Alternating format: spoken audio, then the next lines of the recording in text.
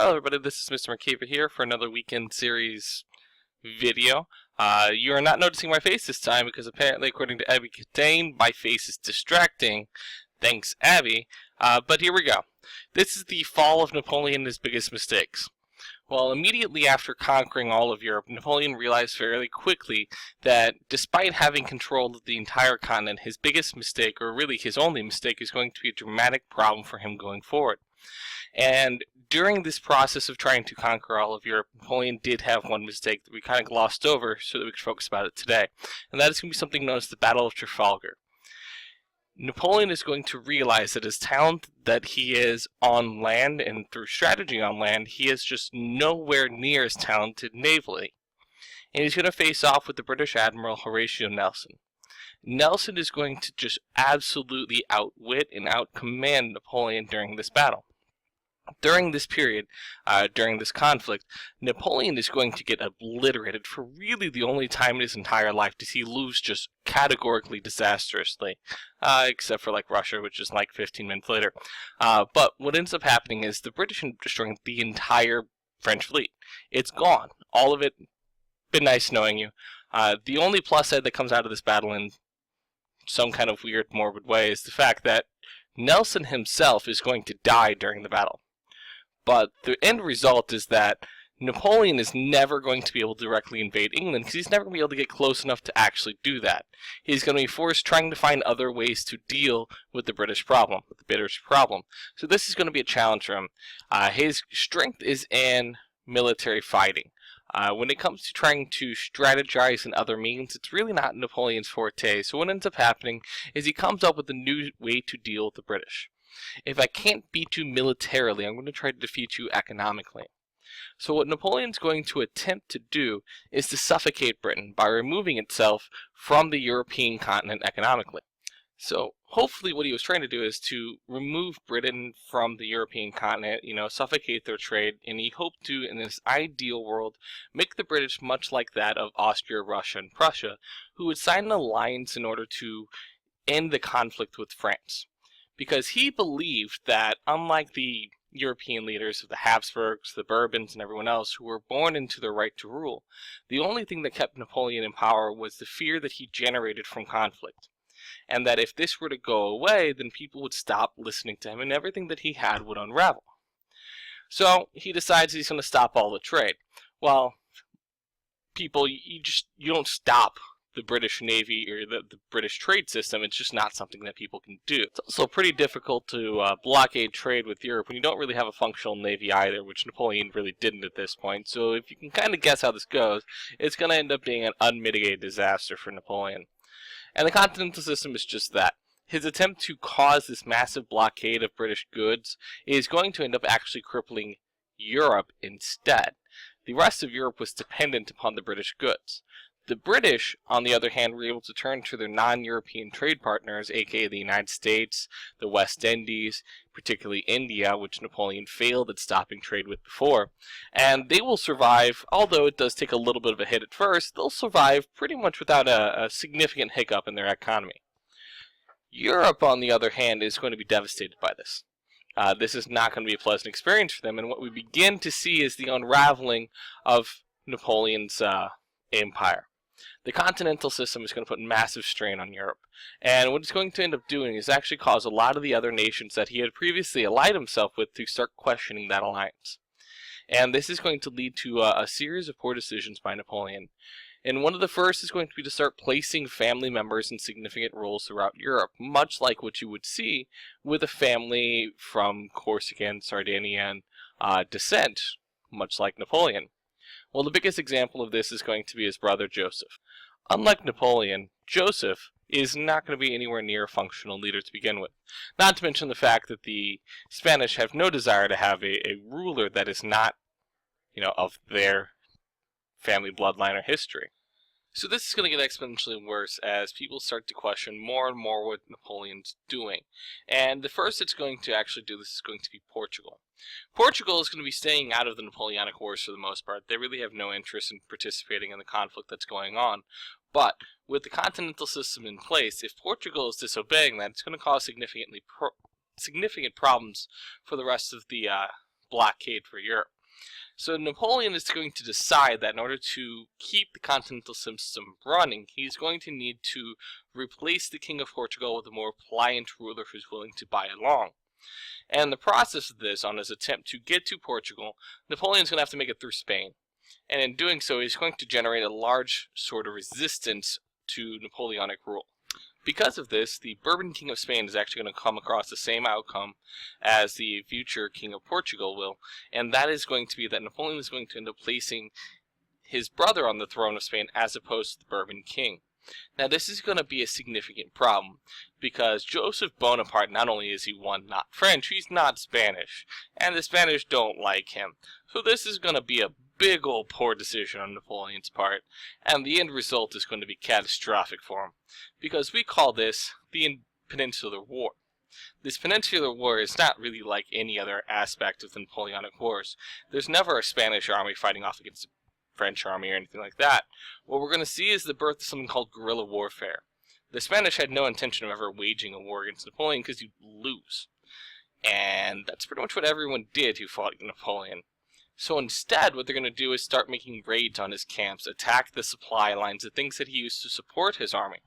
This is going to slowly and surely whittle away at Napoleon's forces, and over the course of almost a couple of years, Napoleon's going to lose almost 300,000 troops in his attempt to control and maintain Spain and Portugal. It is a massive disaster for him, and it's also going to set a great precedent for the rest of Europe as a way to attack the Napoleonic armies. You can't beat them on a battlefield, but you can beat them in other ways. So yeah, this is going to be a just complete disaster for Napoleon, and it's going to set everything up to start beginning to unravel. Well, now that we've seen the continental system blow up in his face, and this is going to lead to issues with Spain and Portugal and the Peninsular War blow up in his face, it's going to cause issues throughout the rest of Europe. Napoleon no longer seems invincible to Europe. There are ways to get around what he is doing, and countries are going to start to do that. Despite rules preventing the allied nations of Austria, Prussia, and Russia from raising an army, Prussia is going to come up with a system to raise a massive army that it potentially can use against Napoleon. Austria itself is just going to go ahead and declare war again. It will fail, but at least they're trying again. And then there's Russia. So, back in Russia, after all of this stuff is going on, Russia is just going to finally give up on trying to deal with Napoleon. Alexander I is just done. The continental system isn't working. Napoleon is looking to get remarried because Josephine, the woman he loves, can't seem to bear him a male child. There's conflict throughout Europe now. Austria is striking back up conflict. We have the peninsular system conflict. Everything's beginning to fall apart. And Alexander's just going to believe the best thing that I can do for Russia is just not even try to deal with this anymore and just kind of take things into my own hands. So he is going to begin trading with British, again, despite the French blockade. And what we're going to see is another conflict over this continental system. So, Alexander will outright refuse to deal with Napoleon in this matter. And in doing so, Napoleon is going to send a message to Russia, and that is going to be an army of 426,000 French soldiers with almost 200,000 other impressed soldiers from Austria, Prussia, and other areas to go and invade Russia. And Russia's response is, well, I don't have an army anywhere near that size, so yeah, we're going to have to come up with some other... So Alexander's going to come up with a new battle plan. It's going to be a pretty original one. He's going to use his 200,000 troops, yes. But he's going to use his best friend, and his best friend is something history tells us you should always pay attention to. So here we go. How do you deal with it? Well, it's simple. I'm going to make life a living hell for Napoleon. So he introduces what somebody called a scorched earth policy. Because in order for Napoleon to carry out how his army normally moves, they don't carry supply lines, because they're slow and it makes the army move significantly slower than if they could just move throughout the countryside. So they typically lived off of the land itself. So wherever they went, if there was food there, if there were farm animals, that's what they used to sustain themselves. Alexander is going to decide that it would be much better for Russia if we just burned all of that to the ground. So whenever the Russian army moves throughout Russia, they're going to burn everything behind them, leaving nothing for Napoleon to eat and sustain themselves. And while they're doing this, they're going to use guerrilla tactics, just like they did in Spain, to attack what supplies they did have, the artillery, all those things that made Napoleon's army extraordinary. They're just going to poach at it, piece by piece. All the while, avoiding any sort of direct conflict with Napoleon. Because even at this rate, as Napoleon begins losing troops for a variety of reasons, everything still is dependent on making sure that the 200,000 army survives long enough. Long enough until his secret weapon being, dun dun dun, the Russian winter, is able to really come into effect. Because what people oftentimes forget is that Russia gets cold. I mean, like, really cold. Like right now, not really cold. Russians would use this as a beach day.